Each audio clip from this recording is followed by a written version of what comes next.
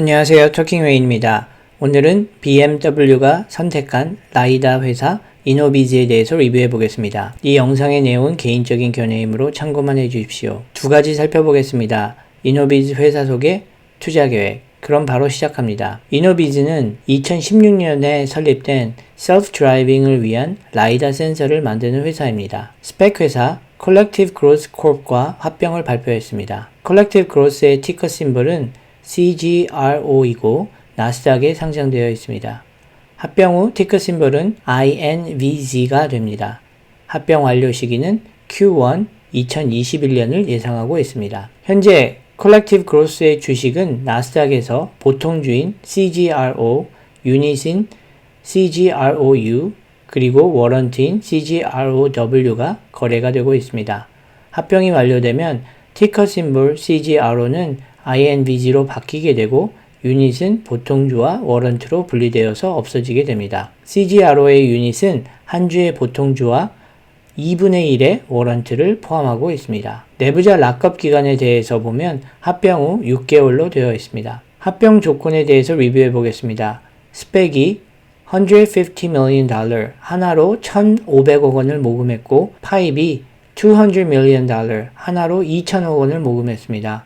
총 모금액은 3,500억 원이고 합병이 완료되면 이노비즈가 3,700억 원을 현금으로 받게 됩니다.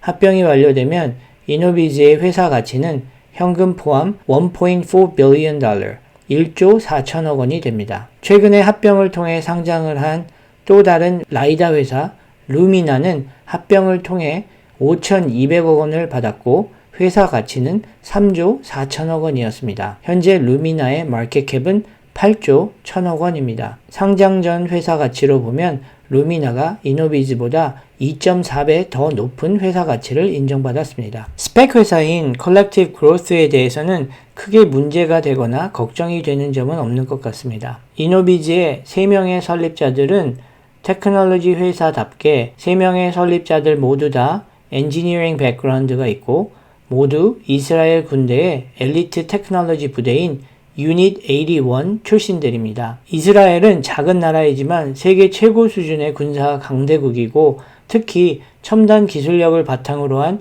유닛 81과 같은 특수부대들이 군사력의 큰 축이 됩니다. 또 이스라엘은 인구당 스타트업이 가장 많은 나라이기도 합니다. 3명의 회사 설립자들이 모두 테크놀로지에 대한 깊은 이해도가 있다는 것은 라이다 센서와 같이 첨단 기술 스타트업에는 꼭 필요하다고 생각이 들고 믿음이 갑니다. 그럼 이노비즈의 라이다 센서는 기술적으로 어떤 점이 뛰어난지 리뷰해 보겠습니다. 자율주행에 쓰이는 라이다 센서를 만드는 많은 회사들이 있는데 그 중에서 가장 잘 알려져 있는 회사들이 벨로다인과 루미나입니다. 벨로다인은 905나노미터 웨이브랭스를 쓰고 루미나는 1550나노미터 웨이브랭스를 씁니다. 이노비즈도 905나노미터 웨이브랭스를 씁니다. 루미나를 제외하고는 대부분이 905나노미터 웨이브랭스를 씁니다. 905나노미터가 감지거리가 짧은데도 불구하고 많은 회사들이 쓰는 이유는 라이다 센서가 레이저를 통해서 빛을 쏘아낸 후 물체에 반사되어 되돌아온 빛의 입자들을 감지할 수 있는 디텍터를 실리콘으로 만들 수 있기 때문에 가격이 저렴합니다. 반면 루미나 같이 1550나노미터 웨이브랭스를 쓰면 아주 비싼 재료의 디텍터를 써야 하기 때문에 많은 라이다 회사들이 905나노미터를 쓰고 있는 겁니다. 먼 거리의 물체를 감지할 수 있는 능력은 자율주행에 있어서는 꼭 필요합니다. 왜냐하면 고속도로에서 시속 100km로 주행을 하고 있다고 가정할 때 루미나의 라이다 센서는 대략 200m 앞의 물체를 감지할 수 있기 때문에 약 7초 동안 반응할 수 있는 시간이 있습니다. 하지만 905나노미터를 쓰는 라이다 센서들은 감지거리가 짧기 때문에 앞에 위험 요소가 있을 때 반응할 수 있는 시간이 훨씬 짧아서 위험합니다. 이 짧은 감지거리의 단점을 Solid State MEMS라는 기술을 발전시켜서 감지거리를 루미나의 레인지와 같은 250m로 늘린 회사가 바로 이노비즈입니다. 이노비즈의 최신 라이다 모델 이노비즈2의 감지거리는 905나노미터 웨이브랭스를 쓰지만 250m이고 이 거리는 루미나와 같습니다. 거리는 늘어났지만 디텍터는 여전히 값이 싼 실리콘을 쓸 수 있기 때문에 가격 면에서 장점이 있습니다. 또 이 Solid State MEMS의 장점은 레이저 자체를 움직여서 빛의 방향을 조정하는 게 아니라 MEMS 미러라는 한마디로 아주 작은 거울들을 사용해서 레이저의 방향을 원하는 방향으로 조정하는 방식입니다. 벨로다인이나 루미나의 라이다 센서는 미케니컬 방식으로 레이저 자체가 방향을 바꾸기 때문에 만들기도 어렵고 비싸고 고정이 잘 되어 있지 않으면 오작동하기가 쉽습니다. 예를 들어 차가 비포장 도로나 오프로드 환경에서 주행을 할 때 라이다 센서가 정확하게 작동하지 않을 확률이 높아지는 겁니다. 제가 지금 말씀드리는 문제점은 기술이 가지고 있는 전반적인 문제이지 벨로다인이나 루미나의 라이다 센서들이 이런 문제들이 있기 때문에 비포장 도로나 오프로드에서 쓸 수 없다고 하는 건 아닙니다. 그렇다고 이노비즈의 라이다 센서가 월등한 성능을 이미 보유했다고 말하는 것도 아닙니다.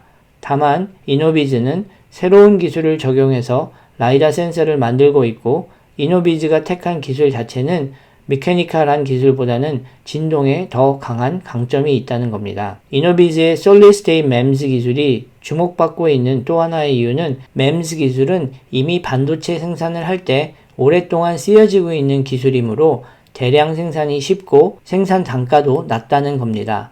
그래서 이노비즈가 벨로다인과 루미나에 비해서 가격 경쟁에 유리하지 않을까 예상하는 사람들이 많은 것 같습니다. 하지만 루미나는 라이다 센서에 들어가는 모든 기술을 자체적으로 만들어서 원가 절감을 했다고 이야기하고 있기 때문에 단순히 쓰고 있는 기술의 차이만으로 이노비즈가 가격 면에서 유리하다고 판단할 수는 없겠습니다. 이노비즈가 최근에 급 관심을 받는 이유는 BMW가 이노비즈의 라이다 센서를 선택했다는 뉴스 때문입니다. 이노비즈도 현재 여러 자동차 회사들과 많은 협상 중이기는 하지만 계약이 체결된 회사는 BMW 하나인 것 같습니다. 루미나는 볼보와 다임러 트럭 그리고 아시아 지역의 자동차 회사 등 3곳과 계약이 체결된 상태여서 세일즈 파이프라인 부분에서는 이노비즈를 앞서고 있는 것 같습니다. 이노비즈는 2023년에서 2025년 동안 171%의 성장을 계획하고 있습니다.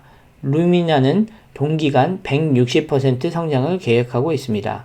두 회사 다 자율주행과 전기차 시장의 성장 테일윈드에 힘입어 매년 80% 이상의 고성장을 예상하고 있다는 점은 목표가 너무 과한 것 아닌가 하는 생각이 들기도 하지만 현재 자율주행에 대한 기대 심리와 전기차 시장의 급성장을 보면 충분한 수요가 있을 것 같아서 달성 가능한 목표라는 생각이 듭니다. 이노비즈는 아직 적자인 회사이고 2024년까지는 흑자 전환을 계획을 하고 있지 않습니다. 물론 흑자 전환이 비즈니스에 있어서 중요하기는 하지만 이렇게 새로 만들어지고 커지고 있는 마켓에서는 마켓 리더로 최대한 빠르게 성장하는 것이 단기간 흑자를 내는 것보다 훨씬 중요하다고 생각합니다.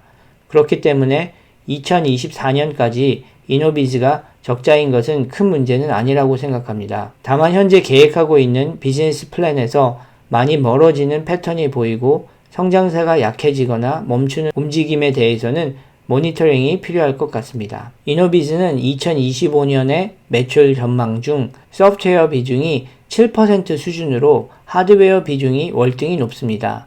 하지만 루미나는 2025년 매출의 거의 50%가 소프트웨어에서 나올 것이라고 전망하고 있습니다. 이노비즈는 하드웨어 회사이고 루미나는 하드웨어와 소프트웨어를 같이 파는 회사라는 점이 루미나가 이노비즈보다 2배 이상 높은 회사 가치를 인정받게 한 게 아닌가 생각이 됩니다. 라이다 센서 자체의 하드웨어도 성능이 좋아야 하지만 이미지를 정확하게 판독할 수 있는 소프트웨어도 좋아야지 라이다 센서를 사용할 때 원하는 결과, 즉 안전한 자율주행을 가능하게 할 수 있지 않을까 합니다. 투자 계획에 대해서 리뷰해 보겠습니다. 자율주행과 전기차 수요 때문에 라이다 센서에 대한 수요가 앞으로 5년, 10년 사이에 분명히 몇십 배가 늘어날 것 같다는 예상을 할 수 있을 것 같습니다. 이렇게 급성장하는 시장에 Solid State MEMS라는 새로운 라이다 기술을 가지고 등장한 이노비즈는 분명 관심이 가는 투자처입니다. BMW라는 고급 자동차 브랜드의 선택을 받은 회사라는 점도 이노비즈의 기술력에 대해서 믿음을 줍니다. 제가 생각하는 이노비즈의 리스크는 다음과 같습니다. 개인적으로 이노비즈가 벨로다인이나 루미나보다도 기술적으로 더 좋은 선택을 했다는 생각도 듭니다.